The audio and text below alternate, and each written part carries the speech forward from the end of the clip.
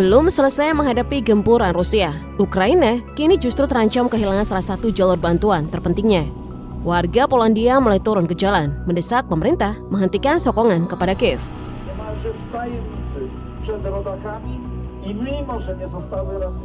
Bahkan hasil survei menunjukkan 75% masyarakat Polandia kini memandang Presiden Volodymyr Zelensky secara negatif.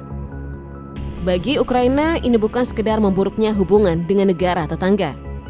Polandia adalah pintu utama yang menghubungkan bantuan NATO dengan medan perang. Ketika dukungan dari wartawan mulai goyah dan Parlemen Eropa ikut mengkritik Zelensky, posisi Kiev semakin terjepit. Keretakan ini bisa menjadi awal dari bencana yang lebih besar. Jika satu persatu mitranya berbalik, Ukraina akan ditinggalkan menghadapi Rusia sendirian. Tanpa NATO di belakangnya, berapa lama Kiev masih mampu bertahan? Semua itu bermula ketika ribuan warga Polandia turun ke jalan membawa satu pesan yang sangat keras. Mereka tidak ingin negaranya terseret lebih jauh, apalagi sampai harus mati demi perang Ukraina. Desakan agar pemerintah mengurangi bahkan menghentikan dukungan kepada Kiev menunjukkan bahwa kejenuhan mulai tumbuh di negara yang selama ini menjadi salah satu jalur terpenting bantuan Barat. Namun kemarahan itu semakin membesar setelah Presiden Volodymyr Zelensky pahlawan UPA kepada salah satu unit elit militer Ukraina. Bagi sebagian warga Ukraina, UPA dipandang sebagai simbol perjuangan kemerdekaan. Tetapi bagi masyarakat Polandia, nama tersebut membuka kembali luka lama, karena organisasi itu dikaitkan dengan pembantaian puluhan ribu warga Polandia di Volhynia pada masa Perang Dunia Kedua. Perdana Menteri Polandia, Donald Tusk, ikut mengecam keputusan tersebut. Ia menyebut penggunaan nama itu sebagai ide bodoh yang mengabaikan sensitivitas sejarah Polandia. Meski tetap mengingatkan agar perselisihan ini tidak menguntungkan Rusia, pernyataan Tusk memperlihatkan bahwa kesabaran Warsawa terhadap Kiev mulai menipis. Tekanan kemudian datang dari tingkat yang lebih tinggi. Parlemen Eropa secara resmi menyayangkan keputusan Zelensky dan menyebutnya sebagai eskalasi yang tidak perlu, tidak diprovokasi, serta bertentangan dengan nilai-nilai Eropa. Bagi Ukraina, teguran ini menjadi pukulan serius. Sebab ketika Polandia dan lembaga Eropa mulai berdiri di sisi yang sama, perselisihan sejarah dapat berubah menjadi keretakan politik yang mengancam jalur bantuan menuju medan perang. Mungkin sebagian orang memandang bahwa ini hanya sebuah perselisihan biasa. Namun bagi para pengamat, ini semakin mempertegas bahwa negara-negara NATO tidak memiliki keberanian untuk benar-benar terlibat dalam konflik Rusia-Ukraina. Jika memang negara-negara NATO yang membantu Ukraina memenangkan perang, seharusnya melawan Rusia yang sendirian, seharusnya akan sangat mudah, bukan? Namun faktanya sampai hari ini belum ada satupun informasi yang membeberkan bahwa pasukan dari salah satu negara NATO kini berada di Ukraina untuk melakukan konfrontasi dengan pasukan Rusia. Sebaliknya, alih-alih mendukung penuh Ukraina dalam perang, negara-negara NATO justru membatasinya agar tidak terjerumus dalam pusaran konflik. Salah satu buktinya adalah negara Hungaria. Hungaria adalah penentang paling keras di tubuh NATO dan Uni Eropa yang menolak memberikan bantuan militer ke Ukraina. Perdana Menteri Hungaria Viktor Orbán secara konsisten menolak mengirimkan senjata, melarang jalur transit pengiriman senjata Barat melalui wilayahnya ke Ukraina, dan berulang kali memblokir atau menunda paket bantuan keuangan. Tidak hanya itu, di saat ekonomi Ukraina semakin kritis, Sekretaris Jenderal NATO Mark Rutte mengajukan usulan agar seluruh 32 negara anggota NATO secara wajib mengalokasikan minimal 0,25% dari PDB mereka khusus untuk bantuan militer Ukraina. Namun proposal ini diblokir oleh sejumlah negara kekuatan ekonomi utama NATO, mulai dari Inggris, Prancis, Spanyol, Italia, hingga Kanada.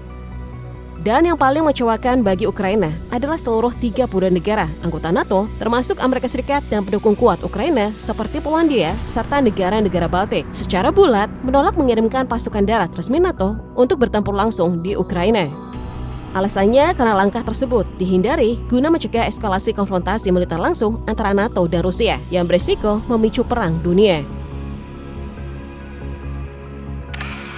Namun bahkan jika dukungan NATO mulai melemah, Ukraina masih dapat bertahan selama Amerika Serikat tetap berada di belakangnya.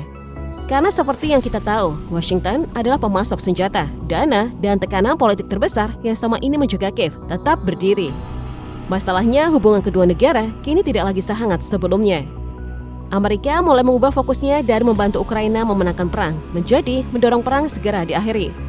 Kiev terus ditekan agar menerima perundingan, sementara Zelensky menolak perdamaian yang tidak disertai jaminan keamanan kuat. Baginya, kesepakatan tanpa pelindungan nyata hanya akan memberi Rusia waktu untuk mempersiapkan serangan berikutnya. Disinilah jarak antara keduanya semakin terlihat. Washington ingin jalan keluar yang cepat, sedangkan Kiev ingin kepastian bahwa negaranya tidak kembali diserang. Bantuan memang belum sepenuhnya berhenti, tetapi kini diberikan dengan lebih banyak syarat dan perhitungan. Bagi Ukraina, perubahan sikap ini menjadi peringatan serius. Amerika mungkin belum benar-benar pergi, tetapi juga tidak lagi memberikan dukungan tanpa batas kepada Kiev seperti dahulu. Namun besarnya ketergantungan Ukraina kepada Amerika Serikat terlihat dari jumlah bantuan yang telah dikucurkan Washington sejak perang dimulai. Totalnya mencapai sekitar 182,8 miliar dolar AS. Dari jumlah tersebut, sekitar 130,7 miliar dolar dialokasikan untuk sektor militer dan pertahanan.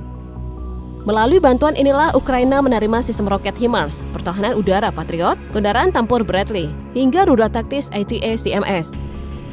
Sementara itu, sekitar 39,9 miliar dolar digunakan untuk menopang perekonomian dan anggaran negara Ukraina. Sedangkan 12,2 miliar dolar lainnya disalurkan untuk kebutuhan kemanusiaan.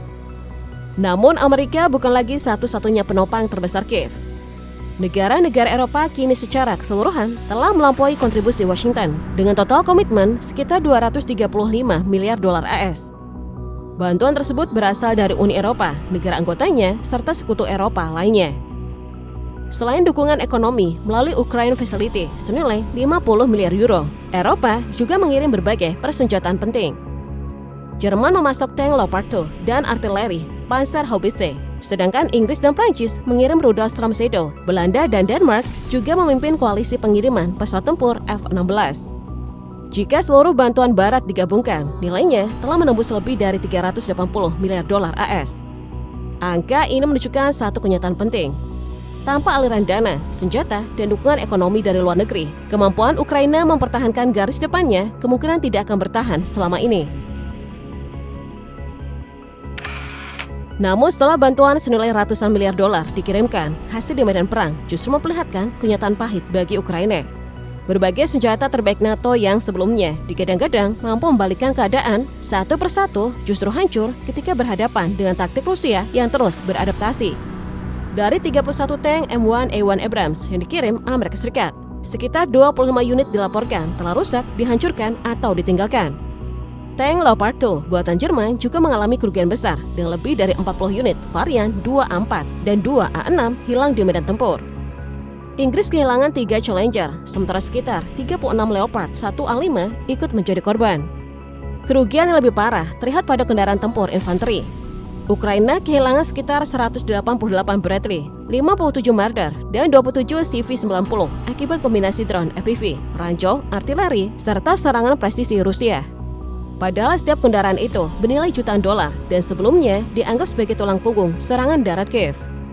Bahkan sistem pertahanan udara Patriot yang bernilai lebih dari 1 miliar dolar tidak sepenuhnya aman. Sedikitnya 2 peluncurnya dilaporkan terkena rudal Iskander-M.